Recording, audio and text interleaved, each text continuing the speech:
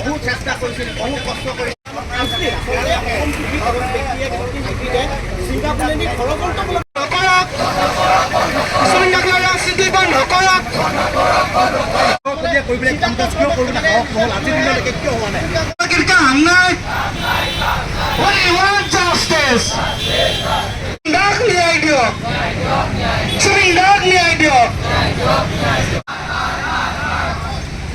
জুবিনদাক ন্যায় দিব নোৱাৰে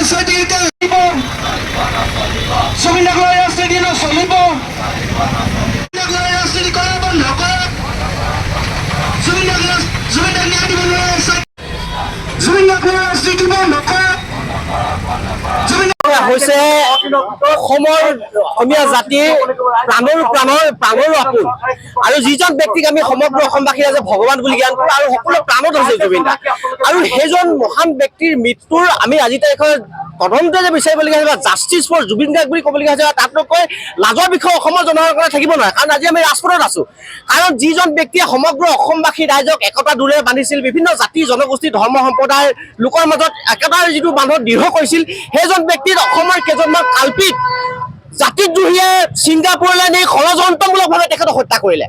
আৰু পৰৱৰ্তী পৰ্যায়ত গোটেই বিষয়টো তদন্তৰ আওতাত আহিল, SIT গঠন হ'ল। কিন্তু SIT আজি দেশত কি হৈছে, খুব লেহেমে গোটেই প্ৰক্ৰিয়াটো আৰম্ভ কৰি লৈ গৈছে। কাৰণ জুবিন গাৰ্গ কি ভগৱান হয় আমাৰ কাৰণে, তেখেতৰ ক্ষেত্ৰত গোটেই প্ৰক্ৰিয়াটো ক্ষিপ্ৰতাৰে হ'ব লাগিছিল। কিন্তু তেওঁলোকে বিভিন্ন অচিলাৰে তেওঁলোকে গোটেই বিষয়টো লেহেমে কৰি গৈ আছে। আজি তাৰিখে মুখ্যমন্ত্ৰীগৰাকী এনেকুৱা হৈছে অসমবাসী ৰাইজক ভীতিগ্ৰস্ত কৰিব বিচাৰিছে। বিভিন্ন আঁচনিৰ জৰিয়তে অসমবাসী ৰাইজক তেওঁলোকৰ মনটো ডাইভাৰ্ট কৰিবৰ কাৰণে তেওঁ চেষ্টা কৰিছে।